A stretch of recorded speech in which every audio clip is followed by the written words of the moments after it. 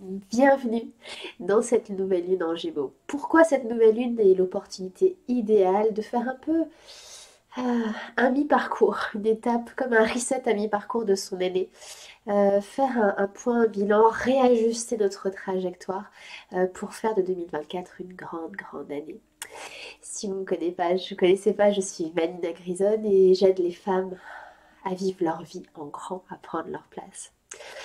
Dans ce décryptage aujourd'hui, il va être un petit peu plus court que d'habitude. Vous l'avez peut-être entendu, j'ai été victime ces derniers jours d'un gros virus. Je commence à refaire surface aujourd'hui.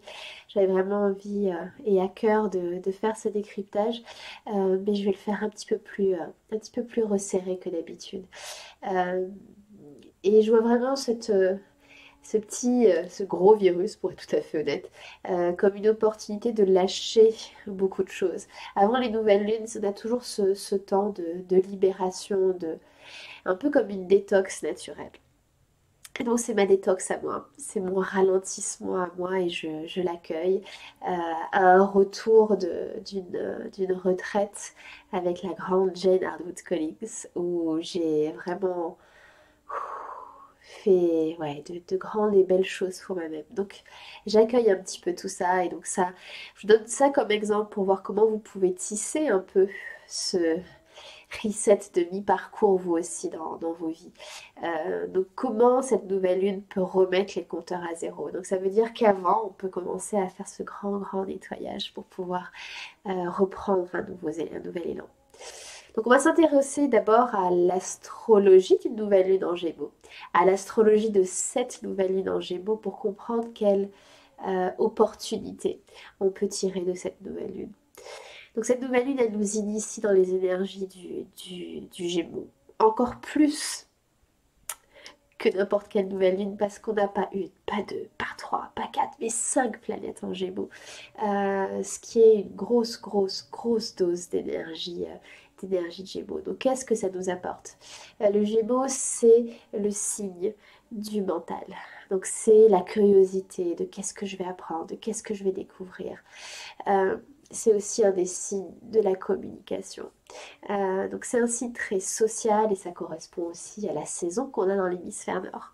À l'approche de l'été, on est beaucoup plus à l'extérieur, même si je sais pas chez vous, mais chez nous il commence à peine à faire beau, mais c'est un peu timide. On passe du temps en terrasse à l'extérieur, donc on se re-sociabilise, on réapparaît dans le monde. Donc c'est ce signe social, ce signe de la communication. Et la particularité du Gémeaux, c'est que c'est un jumeau. Donc il représente toutes ces dualités dans nos vies. Et on le représente souvent par deux jumeaux. Mais quand on s'intéresse à la mythologie un petit peu en plus ancienne de l'astrologie, c'était représenté en fait par un homme et une femme ensemble. Et ça représentait quoi? Ça représentait l'union. L'union sacrée entre deux parties de nous-mêmes, entre le masculin et le féminin, mais aussi entre le cœur et l'esprit, le cœur et notre mental. Et je trouve que c'est vraiment ce qu'on doit chercher de plus en plus à faire dans ce monde où l'intellect prédomine, cette culture de l'expert, de est-ce que tu as des preuves, est-ce que tu as fait des recherches. Donc on voit qu'il y a beaucoup d'emphase sur l'intellect. Donc est-ce qu'on peut rééquilibrer en apprenant à suivre notre cœur, en apprenant à sentir ce qui est juste pour nous. Donc les énergies du Gémeaux nous invitent à tout ça, mais aussi à être capable d'être dans cette dualité, parce que la dualité, elle existe tout autour de nous. Elle existe dans les débats d'opinion qu'on a. Donc en ce moment, il y a la campagne électorale aux États-Unis, en Europe, on est dans des campagnes européennes, et donc les oppositions, on peut les constater quand on observe l'actualité. Donc chacun a son avis sur l'actualité. Donc on voit toutes ces oppositions. Et le Gémeaux, ce qui nous intéresse à faire, c'est d'être posé autour de ces oppositions. Est-ce que je peux considérer l'avis des deux côtés? Est-ce que je peux me renseigner, parce qu'on est curieux d'esprit, sur la posture et la position de l'autre, pour comprendre toutes les opinions, toutes les parties. Et depuis cet espace de compréhension que j'obtiens avec mon intellect, là, je descends dans mon cœur. Parce que quand je comprends la position de l'autre, ça ouvre de la compassion en moi. Et on va en parler plus tard parce que je vais vous parler de Vénus, mais c'est parfait pour cette nouvelle lune.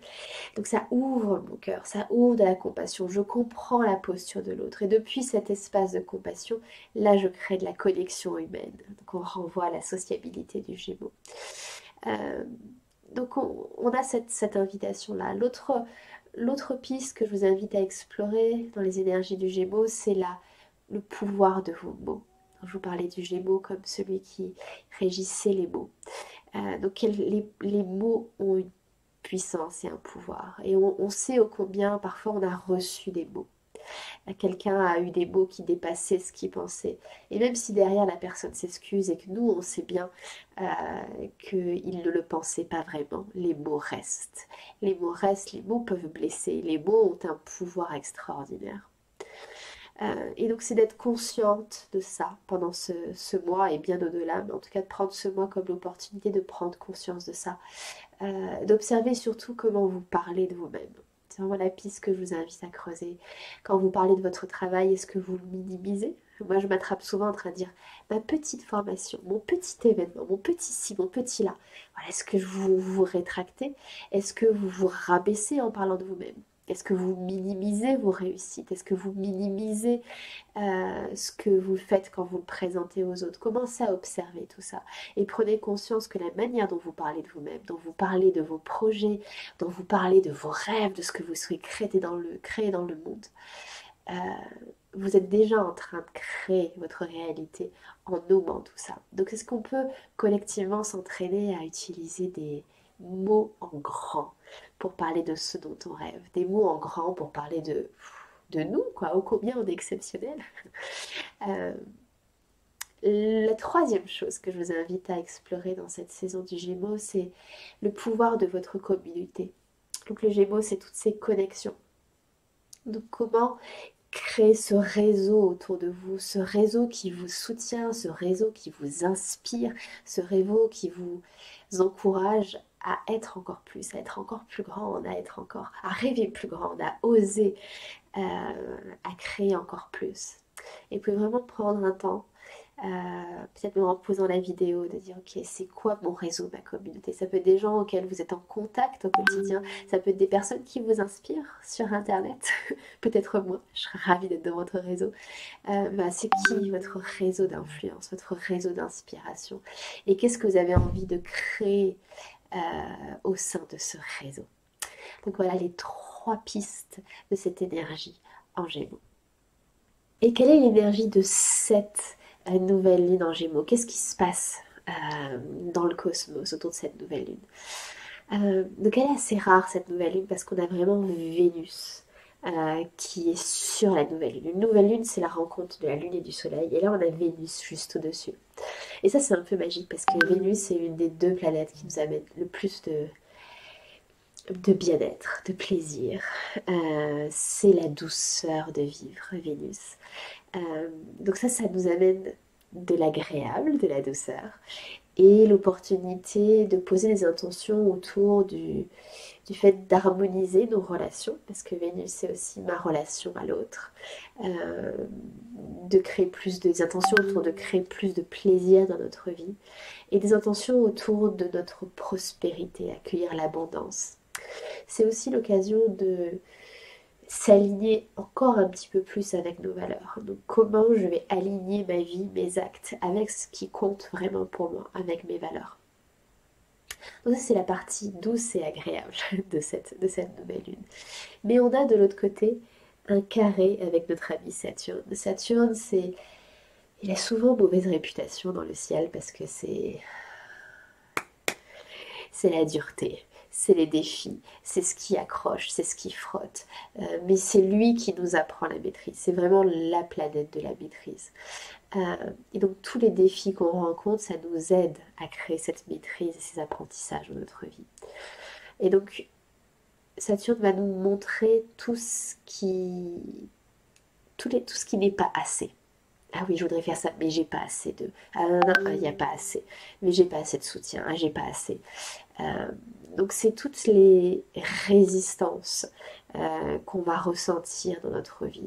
Les résistances qui peuvent venir de l'extérieur. Et la piste pour sortir de cette résistance, pour aller sur ce chemin de la maîtrise, c'est Saturne qui nous la donne. Et Saturne, en ce moment, il est dans le signe du Poisson. Le Poisson, c'est le signe de l'universel, de la connexion au tout, mais aussi à la connexion de cette partie plus grande qui vit à l'intérieur de nous. Et donc, ce que nous dit Saturne, c'est que quand ça bloque, quand on a l'impression que ça frictionne, que ça fonctionne pas, les réponses, elles sont à l'intérieur de nous. Donc on doit se souvenir qu'on doit se connecter à cette partie plus grande de nous-mêmes. On doit se connecter à la source, si c'est dans vos schémas de croyance, ok.